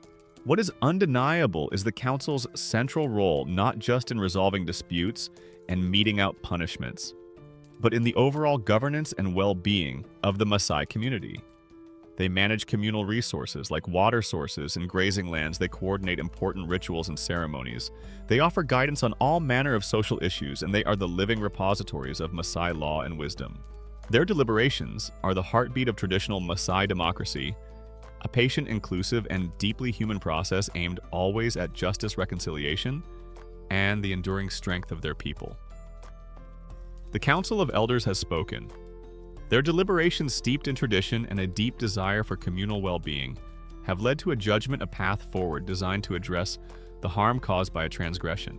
But as you continue to observe the Maasai way, you'll see that the pronouncement of a sanction, be it compensation in cattle, a requirement for restitution, or a directive to mend a broken relationship, is often just one part of a more profound process. For true harmony to be restored, for the social fabric to be fully repaired, there usually needs to be a clear demonstration of remorse from the one who erred, and a collective embrace of forgiveness from those who were wronged. This is where you witness the powerful role of symbolic acts of repentance, rituals, and heartfelt gestures that go beyond mere legal satisfaction. Imagine an individual has been found at fault by the council. Perhaps they are to pay several head of cattle for causing injury, or they must return stolen goods with an added penalty. While fulfilling this material obligation is essential, the Maasai understand that true reconciliation often requires more. It requires the offender to actively show their contrition, their willingness to humble themselves and seek forgiveness, not just from the individuals they harmed, but from the community as a whole. You couldn't just say Venmo the fine and call it a day. There's a very personal and public performance of making amends involved. A public apology is often a cornerstone of this process. The offender, perhaps accompanied by their own family members who share in the responsibility and the shame, might have to formally address the aggrieved party and their kin, often in the presence of the elders or other community members. They would be expected to clearly acknowledge their wrongdoing, express their regret, and ask for forgiveness. The sincerity of this apology is keenly observed. A grudging or half-hearted statement would likely do more harm than good. A mainstream historical fact across many East African pastoralist societies, including the Maasai, is the immense importance placed on such public acknowledgments. They serve to validate the feelings of the wronged party, to educate the community about acceptable conduct, and to provide a clear starting point for the mending of relationships. Beyond words, specific symbolic gestures and rituals often accompany acts of repentance. You might see an offender approach the homestead of the person they wronged in a particularly humble manner, perhaps carrying a gift that signifies peace or goodwill. A gourd of fresh milk, a container of rich honey, or even a handful of fresh green grass, which among the Maasai can be a powerful symbol of peace and life. A quirky tidbit is that sometimes an offender or an elder representing them might approach the aggrieved party's enkang very early in the morning, perhaps before sunrise, and wait patiently and silently outside. This act of quiet endurance, of making oneself vulnerable and awaiting acknowledgement, can be a profound gesture of humility and a plea for reconciliation. Ritual cleansing, as you've seen in the context of broken taboos, also plays a role here. If the offense was particularly serious or was believed to have caused spiritual imbalance or ill feeling between families, the offender might need to participate in a purification ceremony, perhaps involving water, specific herbs, or the symbolic marking with chalk or ash, all designed to wash away the negativity of the transgression and prepare them for reintegration. If an animal like a sheep is sacrificed as part of the reconciliation process, often called an oak sheep alol il tau, or sheep of peace, reconciliation-specific portions, might be shared between the formerly feuding parties, or the offender might have a particular role in the ritual that signifies their submission to the healing process. Their making amends toolkit was clearly more than just a heartfelt note. It often involved a whole ensemble cast of elders' symbolic items and occasionally a very cooperative sheep. The involvement of intermediaries, such as respected elders, who are neutral, or even maternal uncles or aunts, who often hold a special compassionate role in Maasai kinship, can also be crucial. These individuals can help bridge the gap between the offender and the victim, conveying messages of remorse, facilitating negotiations for the final details of reconciliation, and generally smoothing the path towards forgiveness. They act as guarantors of the process, ensuring that both sides feel heard and respected. Anthropologists still debate the nuanced interplay between the perceived sincerity of an offender's repentance and the pragmatic necessity for them to perform these symbolic acts for social survival and reintegration, particularly how the community gauged true contrition versus a more performative compliance. What is clear is that these public and symbolic acts are not mere formalities. They are deeply meaningful practices that allow emotions to be expressed and managed, that reaffirm shared moral values, and that provide a clear, culturally understood pathway for an individual to move from a state of wrongdoing and potential social exclusion back into the fold of the community. It's about being seen to be sorry, and about the community collectively witnessing the restoration of right relations. You couldn't just send an apology e-card assuming such a thing existed on the savannah. You'd have to show up possibly with said sheep or a significant offering of honey, look people in the eye, or respectfully avert your gaze depending on the precise etiquette of supplication, and genuinely demonstrate that you understood the gravity of your actions and were committed to not repeating them. Through these rituals of apology, these offerings of peace, and these communal acts of cleansing and reconciliation, the Maasai ensure that a judgment handed down by the council doesn't just remain a verdict, but transforms into a living process of social healing. It allows both the wronged and the wrongdoer, and indeed the entire community, to move forward, their bonds reaffirm, their collective harmony painstakingly but purposefully restored. Having witnessed the solemn pronouncements of the elders, the heartfelt, sometimes humbling, symbolic acts of repentance, and the intricate rituals designed to cleanse and reconcile, you begin to see the beautiful, overarching pattern woven through the curious world of Maasai punishments. It's a pattern that consistently leads not towards mere retribution or the isolation of an offender, but towards a far more profound and vital goal: the restoration of harmony, the mending of the communal fabric, and the reaffirmation of the bonds that hold their society together. This, you realize, is the true harmony-restored path. Every step you've observed, from the initial intervention in a dispute to the final shared meal of reconciliation, is carefully calibrated to achieve this state of balance, or enkel de pache lidelet, a sense of peace, good order, and right-relatedness within the community. A mainstream historical fact is that the enduring strength and resilience of many indigenous justice systems around the world, including that of the Maasai, lie precisely in this holistic approach. Crime or wrongdoing is not viewed simply as an individual breaking an abstract rule, but as an event that has disrupted social relationships, caused emotional and often material harm, and potentially unsettled the spiritual equilibrium of the group. Therefore, the entire judicial process is geared towards addressing these multifaceted disruptions. It seems the Maasai figured out a long time ago that a community that truly heals together probably stays together with a good deal less simmering resentment or generations-long feuds over a misunderstood word or a stray cow. Consider the elements again: the patient hearing of all sides by the Council of Elders, ensuring everyone feels acknowledged; the emphasis on truth-telling and the offender taking responsibility through apology; the tangible act of compensation, which not only makes amends to the victim but also serves as a concrete demonstration of remorse from the offender's family; and the vital role of ritual in cleansing away negativity and spiritually sealing the reconciliation. Each component is a thread carefully rewoven to repair the tear. It's a social reset button that involves much more than a simple off and on switch. It's a deeply considered community-wide process of defragmenting relationships and reaffirming shared values. The path to restored harmony isn't always swift or easy, of course. Human emotions are complex. Pride, anger, and hurt can be formidable obstacles.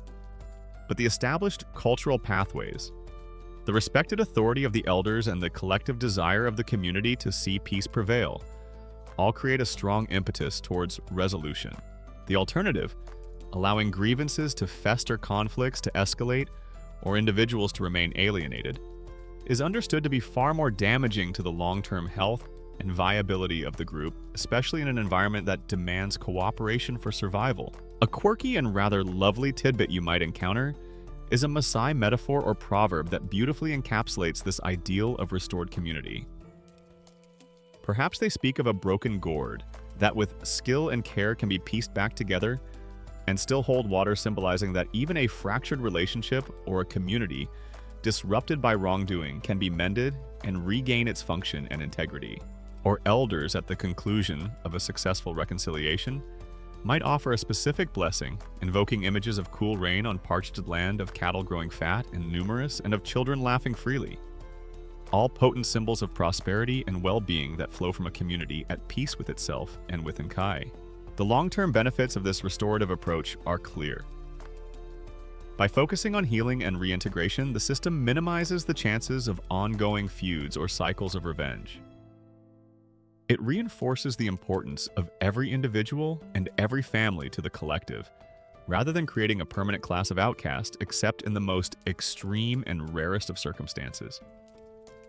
As you've seen, it allows the community to draw lessons from transgressions, reaffirming its core values and strengthening its social cohesion in the process.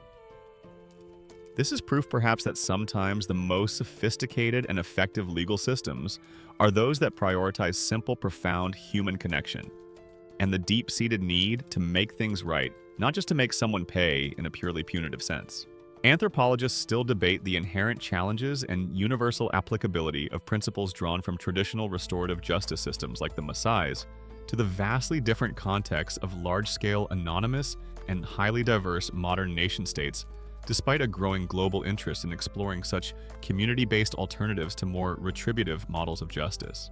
But as you reflect on all you've observed, the stern but fair deliberations of the elders, The solemnity of the reconciliation rituals, the palpable relief when harmony is finally reestablished, you are left with a profound appreciation for the wisdom embedded in this ancient system. It's a system that understands that true strength lies not in the severity of punishment, but in the capacity of a community to heal its own wounds, to forgive when appropriate, and to continuously weave and reweave the intricate bonds of kinship and mutual respect that allow it to endure generation after generation on the vast and beautiful plains of Maasai land. The ultimate aim is always to walk the path back to harmony together, and so is our exploration of the curious world of Maasai punishments. With its deep emphasis on restoring balance, gently draws to a close.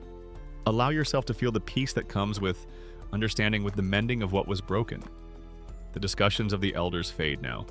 The symbolic offerings of milk and honey have been made, and the community rests once more in equilibrium.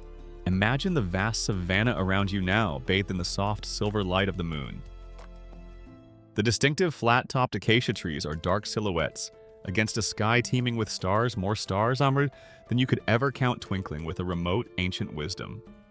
The air is cool and still, carrying perhaps the faint, dry scent of distant wood smoke, or the even fainter, earthy aroma of the resting cattle safe within their thorn branch bomas.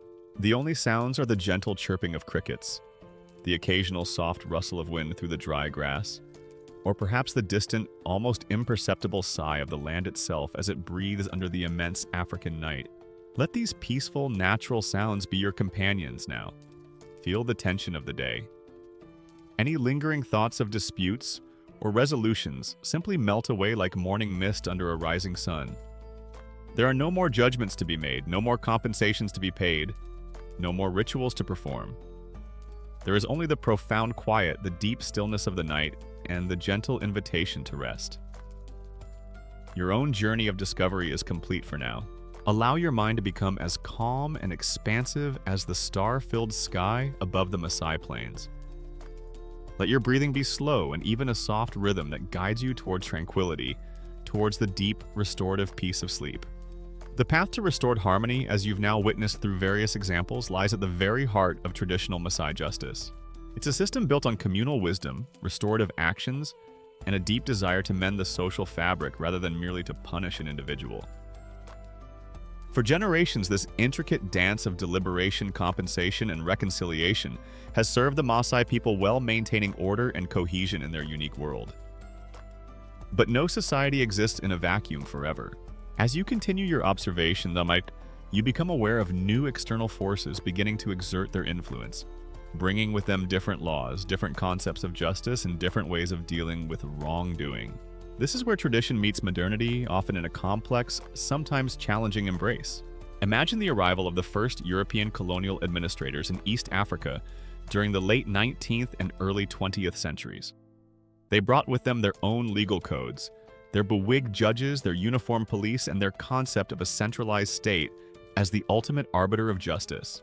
A mainstream historical fact is that the imposition of colonial rule involved the superimposition of these Western legal systems.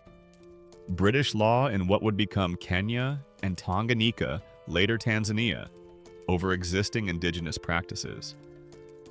Suddenly, the age-old authority of the Maasai elders and their councils found itself face-to-face with a new, often bewildering, and frequently uncompromising set of rules and enforcers.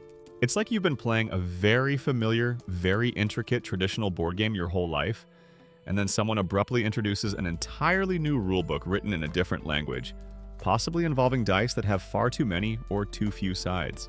One of the most immediate impacts was the colonial government's assertion of jurisdiction over serious criminal offenses, particularly things like murder, grievous bodily harm, or large-scale intergroup warfare, or cattle raiding, which the colonial powers viewed simply as theft or public disorder, not as a traditional, if sometimes violent, socio-economic practice. Suddenly, a matter that might once have been resolved between Maasai sections through extensive negotiation, compensation, and cattle and peacemaking rituals could now result in the arrest of individuals by colonial police at trial, in a formal British-style court far from their homeland, and punishments like imprisonment or even execution, which were utterly alien to traditional Maasai concepts of justice. The elders' ability to be the final arbiters in all matters was significantly curtailed, at least in theory. Certain traditional Maasai practices were also directly challenged or outlawed because they clashed with colonial laws or European sensibilities.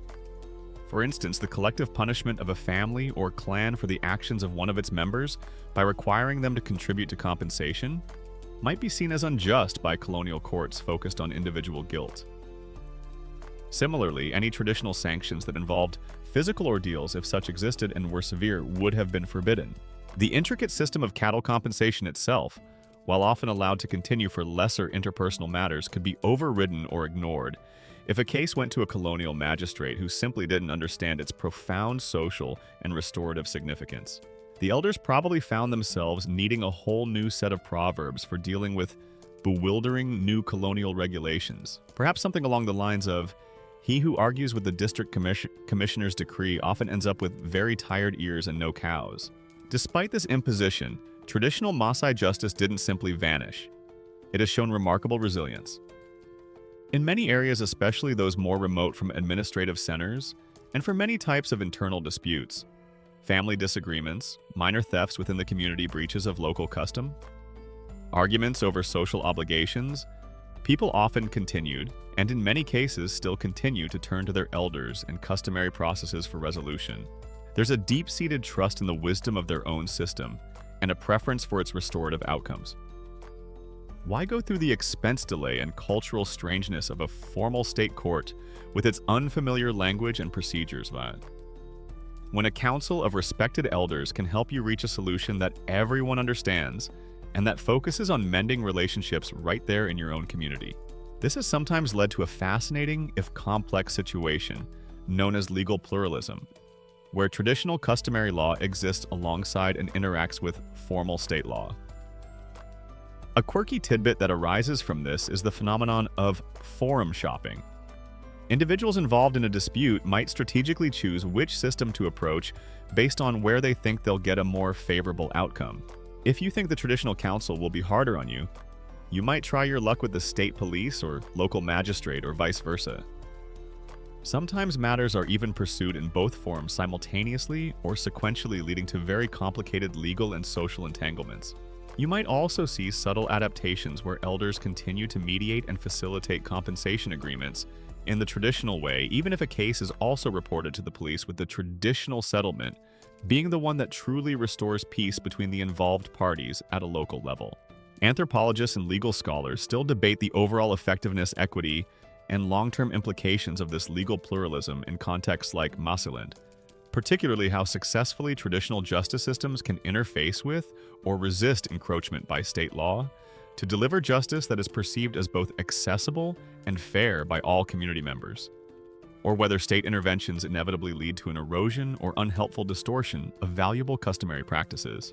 The influence flows both ways to some extent. Modern nation-states in Kenya and Tanzania have at various times made efforts to recognize or incorporate elements of customary law, especially in civil matters or at local community levels, acknowledging its importance in maintaining social order. Yet the tension remains. The younger generations of Maasai, with greater exposure to formal education and urban life, may have different attitudes towards traditional authority and justice compared to their elders. New types of disputes arise over access to modern resources, political representation, or interactions with the cash economy that traditional mechanisms may need to adapt to address. So, as you observe this meeting of worlds, you see a legal landscape in transition. The ancient acacia tree under which the elders deliberate still stands strong, a symbol of enduring tradition, but now perhaps in the distance you can also see the tin roof of a local magistrate's office representing a newer, different kind of authority. The challenge for the Maasai, as for many indigenous peoples, has been to navigate this complex interface to retain the wisdom and restorative power of their own justice system, while also engaging with the inescapable realities of the modern state. The echoes of Nkai and ancestral law continue to resonate, but they now share the air with the rustle of statute books and the pronouncements of formally appointed judges. As you've journeyed through the intricate pathways of Maasai tradition, witnessing how they navigate everything from the gravity of cattle theft to the subtle sting of a broken social rule, and how even the challenges of modernity are met with resilience, you arrive at a final, quiet contemplation. Beyond the councils of elders, the compensation and In livestock, the symbolic acts of repentance and the deep-seated desire for communal harmony, there lies an even more profound foundation that underpins it all: the spiritual understanding of the Maasai. The ever-present echoes of Enkai, their god, which shape their worldview, their morality, and their very concept of justice. A mainstream historical fact is that the Maasai traditionally hold a deep belief in a single supreme deity, Enkai, who is often associated with the sky. The mountains like the sacred Ol Doinyo Lengai, the mountain of God, and with essential life-giving forces such as rain and the sun. Enkai is seen as the creator of all things, the ultimate source of blessings, and if displeased, of misfortune. Living a life that is in accordance with Enkai's will. Maintaining respectful relationships within the community and treating the natural world, especially cattle considered a sacred gift from Enkai, with proper reverence are central tenets of their existence. Their system suggests that the ultimate terms and conditions for a good life were established by a much higher authority than any earthly council, with a very strong emphasis on not disrupting the cosmic balance sheet. Therefore, Maasai customary law. The Enklemat Lu. El Maasai is not merely a collection of human-made rules for social convenience. It is often understood to be imbued with a sacred quality reflecting divine principles or the distilled wisdom of ancestors who lived in close communion with Enkai. To break these laws, then, is not just to commit a social offense against your fellow humans. It can also be a spiritual transgression, an act that ripples outwards, potentially disturbing the delicate harmony between the human community, the natural environment, and the spiritual realm. The pursuit of justice, the restoration of order, thus becomes more than just a social necessity. It's a sacred duty, an effort to realign the community with the divine will and ensure its continued well-being under Enkai's gaze. You see this spiritual dimension woven through many of the practices you've observed. The solemn oaths taken in Enkai's name carry such weight precisely because of this divine witness. The purification rituals for broken taboos or serious social disruptions are not just symbolic social theater. They are vital spiritual undertakings designed to cleanse actual defilement and appease any spiritual disquiet. The elders in their deliberations are not just applying legalistic rules, they are often seen as channeling ancestral wisdom and seeking solutions that are pleasing to Enkai, solutions that will bring true peace and prosperity, which are considered divine blessings. Even the ritual experts, the Eloibanok, who might be consulted in difficult cases or for communal ceremonies, act as intermediaries with the spiritual world, helping to interpret Enkai's will or to channel protective and healing energies. A quirky and beautiful tidbit reflecting this is the nature of many Maasai prayers or blessings, which are frequently offered at the start or conclusion of important undertakings, including council meetings or reconciliation ceremonies. These are not usually pleas for personal gain, but rather invocations for communal well-being, for rain, for healthy cattle, for fertility, for wisdom, for the leaders, and for peace among all people. They might specifically invoke Enkai's different manifestations. Enkai Narok, the Black God, representing benevolence and life-giving rain, or Enkai Nanyokie, the Red God, associated with anger or dry spells to be appeased. The belief is that Enkai actively observes human affairs, knowing the truth in people's hearts, even when human justice might struggle to fully discern it. Anthropologists and theologians continue to explore the rich and complex nuances of Maasai cosmology, including the precise ways in which Enkai is understood, the varying roles and significance of ancestral spirits or lesser spiritual entities across different Maasai sections, and how these deeply ingrained spiritual beliefs have historically shaped and continue to be shaped by their social structures, their environmental adaptations, and their mechanisms for maintaining justice and order. What becomes profoundly clear as you reflect on the echoes of Enkai and Maasai life is that their system of punishments and dispute resolution is not just about managing human behavior. It's about living rightly in a divinely ordered universe. The wisdom embedded in their traditions, the emphasis on truth, on community, on respect for all creation, on restorative rather than purely retributive justice, and on striving for harmony, these are not just quaint customs. They are principles born from a deep spiritual understanding of interconnectedness. Perhaps there's something incredibly profound and enduring in a justice system that consistently looks upwards to the sky, inwards to the heart of the community, and backwards to the wisdom of the ancestors, all at the same time for its guiding principles. This spiritual underpinning is arguably what has given Maasai culture and its traditional ways of maintaining order. Such remarkable resilience in the face of immense historical changes and ongoing modern pressures. The echoes of Nkai continue to call for harmony, for justice rooted in restoration, and for a way of life that honors the sacred bonds between people, their creator, and the earth they inhabit. And so, as our exploration of the curious world of Maasai punishments, with its deep spiritual foundations and its unwavering quest for communal harmony, gently comes to its end, allow yourself to absorb the sense of profound peace that such a worldview can offer. The deliberations of the elders have concluded, the symbolic acts of repentance have been made, and the echoes of Nkai whisper of balance restored.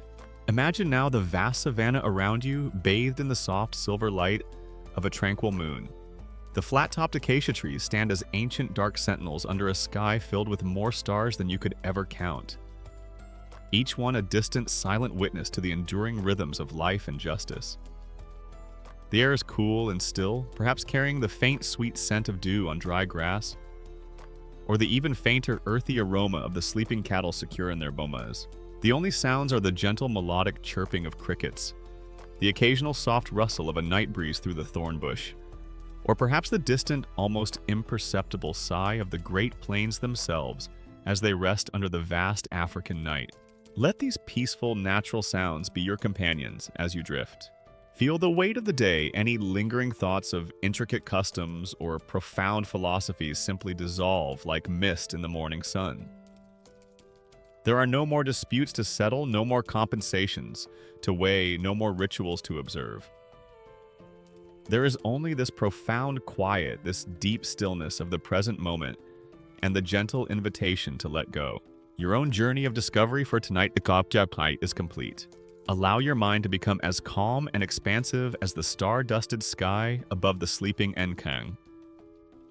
Let your breathing be slow, soft, and even a gentle rhythm that carries you effortlessly towards tranquility, towards the deep, restorative peace of sleep, filled with dreams as serene and timeless as the land itself.